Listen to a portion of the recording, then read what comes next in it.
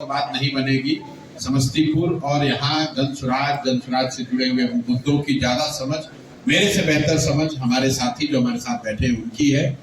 इसी के साथ मेरी औपचारिक इसकी शुरुआत कर रहा हूँ। आप सब जो चाहे अपना सवाल कर सकते हैं। बहुत बहुत धन्यवाद। नहीं, प्रशांत जी, बिहार का उपचुनाव हुआ, उपचुनाव में आप रहे, अच्छा प्रदर्शन भी हुआ।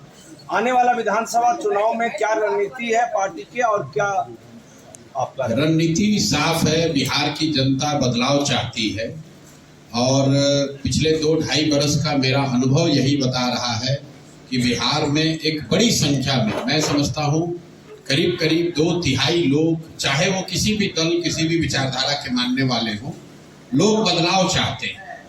आरजेडी का समर्थक हो या भाजपा का या नीतीश का या कांग्रेस का, लोग बदलाव चाहते हैं। बदलाव के तौर पर वो जनसुराज को वोट देंगे कि नहीं, इस पर बहस हो सकती है, लेकिन लोग बदलाव चाहते हैं। वो बिल्कुल परिलक्षित हो रहा है हर जगह। लोग नई व्यवस्था, नई सरकार, नया चेहरा देखना चाहते हैं। अब अभी से लेकर चुनाव तक जो दल, जो नेता, जो समूह जनता का विश्वास हासिल कर पाएगा, कहीं न कहीं बदलाव का वो वाहक बनेगा। तो जनसुराज की अपनी सोच ये है कि हम लोगों ने जो प्रयास 2-2.5 बरस पहले शुरू किया है, जिसके मूल में ये बात रही है कि बिहार में राजनीतिक विकल्प न होने की वजह से, जो पिछले 25-30 साल से लोग सब कुछ जानने समझने के बावजूद विकल्प नहीं होने की वजह से भाजपा के डर से लालू और लालू के डर से भाजपा को जो वोट देते आए हैं, उनके सामने एक सशक्त और ईमानदार विकल्प हो, ताकि जनता उस विकल्प को चुन सके। हम लोग उस प्रयास में पिछले 2-2.5 साल से लगे हुए हैं। भगवान ने जो भी बुद्धि शक्ति दी है, सब कुछ लगाकर ये प्रयास किया है कि बिहार की जनता के पास एक स्वच्छ और बेहतर विकल्प हो। अब जनता उस पर क्या निर्णय लेगी वो तो चुनाव में आपको दिखेगा। हम लोग की रणनीति यही है कि जिस ईमानदारी और शुद्धता की मैंने बात पिछले 2-2.5 साल में कही है, उसको छोड़े बगैर राजनीतिक तौर पर एक बेहतर, स्वच्छ, ईमानदार विकल्प जनता के सामने रखा जाए। प्रशांत जी, आपने कहा था कि आपका जो उम्मीदवार होगा वो वार्ड सदस्य लेवल से जो लगातार काम किया है वो रहेगा। क्या आप दूसरे दल से आए हुए उम्मीदवार को भी अपना बनाएंगे तो फिर आपका आइडियोलॉजी का क्या होगा? बिल्कुल, आप, मुझे खुशी है कि आपको मेरी बात याद है कि जनसुराज में उम्मीदवार कोई व्यक्ति, प्रशांत किशोर या कोई व्यक्तियों का समूह पटना में बैठकर तय नहीं करेगा। जो साथी भी इस विचार को, इस प्रयास को समझकर इससे जुड़े हैं और जुड़कर इसको आगे बढ़ाने में अपना कंधा लगा रहे हैं, वही साथी मिलकर इसके उम्मीदवारों का चयन करेंगे। उम्मीदवारों के, और उसी के तहत आप देख रहे हैं कि जनसुराज, शायद आपने ध्यान नहीं दिया, जनसुराज इस राज्य का पहला ऐसा दल है जिसने उम्मीदवारों की आवेदन की औपचारिक प्रक्रिया अभी शुरू कर रखी है। 12,000 के आसपास लोगों ने आवेदन दिया है बजाबता फीस भरकर, और लोगों को ये अनुमति दी गई है कि जिन्होंने भी आवेदन की प्रक्रिया पूरी कर ली है, वो अपना नाम, अपना कार्यक्रम, अपना प्रोफाइल संभावित उम्मीदवार के तौर पर अपने क्षेत्र में वो प्रचारित कर सकते हैं। और अब जनसुराज की जो केंद्रीय चुनाव समिति है, उस व्यवस्था के तहत अगले 4-5 महीनों में उन सभी साथियों का जो अपने आप को संभावित उम्मीदवार बता रहे हैं या जिन्होंने आवेदन दिया है, उनका मूल्यांकन होगा और जनसुराज से जुड़े हुए लोग, पदाधिकारी, साथीगण, इसके संस्थापक सदस्य, सब लोग मिलकर जिसके नाम पर मुहर लगाएंगे वही जनसुराज का उम्मीदवार होगा। उसमें कोई धन बल का प्रयोग नहीं, कोई अंडर द टेबल डीलिंग नहीं। जनसुराज में कोई आपको नहीं कह सकता है कि हमने पैसे के आधार पर टिकट ले लिया। जनसुराज में आपको ये नहीं दिखेगा कि कोई पैसा देकर टिकट ले गया या पैरवी से टिकट ले गया। जहां तक रह गई बात की दूसरे दल से आने वाले लोगों की, तो भाई जब बिहार में दूसरा कोई विकल्प ही नहीं था तो वोटर के तौर पर भी आप किसी न किसी को वोट देते थे। बहुत सारे अच्छे लोग जो राजनीति करना चाहते हैं वो किसी दल, बेहतर विकल्प के अभाव में किसी दल के साथ थे। अगर वो आज हम लोग के साथ जुड़ रहे हैं तो उस पर प्रतिबंध नहीं लग सकता है। और इस पर व्यापक चर्चा हुई है जनसुराज में 2 बरस कि क्या हम लोग को प्रतिबंध लगा देना चाहिए कि दूसरे दल से आए हुए लोग इसमें चुनाव नहीं लड़ सकते हैं। और सामूहिक निर्णय यह है कि नहीं, प्रतिबंध नहीं लग सकता है, क्योंकि बहुत सारे अच्छे लोग दूसरे दलों में हैं जो कि आकर जन स्वराज के प्लेटफॉर्म को मजबूत कर सकते हैं।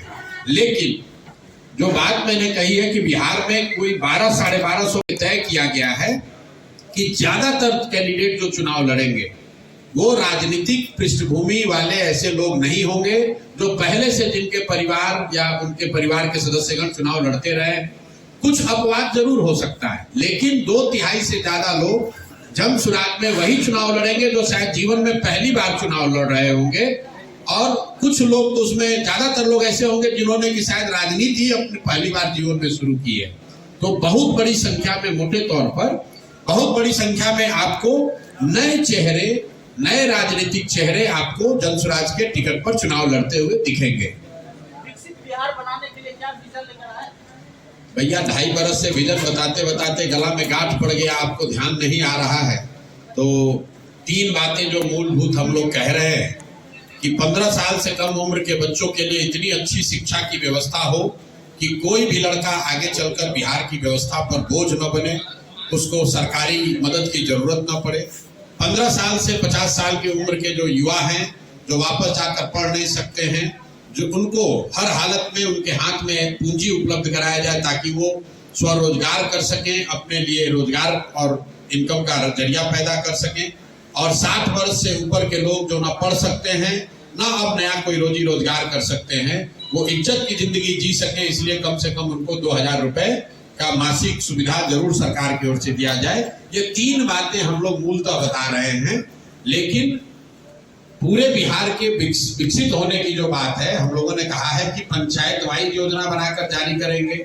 और पूरे बिहार को विकसित कैसे बनाना है, ये 2 मिनट में आपके कैमरे पर तो उसका उत्तर पूरा संभव नहीं है, लेकिन मूलभूत शिक्षा और रोजगार, हर व्यक्ति, हर बच्चा बढ़िया पढ़े और जो युवा है उसको रोजी रोजगार यहाँ हो, उसको पलायन न करना पड़े, ये मूल बात है जो कि बिहार को प्रगति के रास्ते पर वापस से ला सकता है। आप जो है नीतीश कुमार के साथ में रहे हैं, आजकल जो उनका हरकत है, देखिए नीतीश जी की जो हरकत है या जो उनकी भाव भंगिमा है, जो उनके वक्तव्य हैं, इसको लेकर मैं ज्यादातर पिछले 2-2.5 साल में मैंने कोई वक्तव्य दिया नहीं। सबसे पहले नीतीश जी के स्वास्थ्य को लेकर टीका टिप्पणी उन्हीं के सहयोगी भाजपा के सुशील कुमार मोदी जी ने शुरू की। नवंबर 2023 में पहली बार सुशील मोदी जी ने कहा कि लगता है कि नीतीश जी गंभीर मानसिक रोग से पीड़ित है। उसके बाद से बिहार के करीब करीब सभी नेताओं ने उनके स्वास्थ्य पर टीका टिप्पणी की है।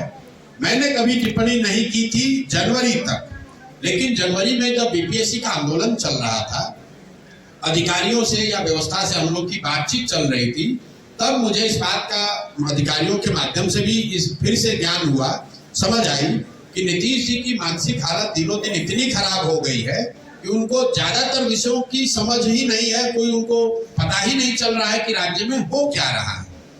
तब मैंने ये कहा है कि बिहार में अगर कोई सिपाही भी नियुक्त होता है तो उसका मेडिकल जांच होता है। कोई भी नौकरी, अगर आप पत्रकार हैं, अगर आप मानसिक तौर पे स्वस्थ नहीं है तो आपको पत्रकारिता की अनुमति नहीं दी जाएगी। ऐसा कैसे है कि 13 करोड़ लोगों के राज्य के मुख्यमंत्री, उनके मानसिक स्वास्थ्य की स्थिति को लेकर रोज चर्चा टिप्पणी हो रही है और सरकार की ओर से कोई वक्तव्य नहीं है, सरकार ने उसका कोई संज्ञान नहीं लिया। फिर हमने कैमरे पर कहा और आज रिपीट कर देते हैं, नीतीश कुमार शारीरिक तौर से थके हुए और मानसिक तौर पर अस्वस्थ हो गए हैं। और अगर इसका प्रमाण आपको जानना है तो खाली आप खड़े होकर नीतीश कुमार जी से उनके मंत्री परिषद के सदस्यों का नाम पूछ लीजिए। नीतीश कुमार की मानसिक हालत आज ये है कि वो अपने मंत्री परिषद के साथी मंत्रियों का नाम तक नहीं जानते हैं, नहीं याद है उनको, और उनके भरोसे 13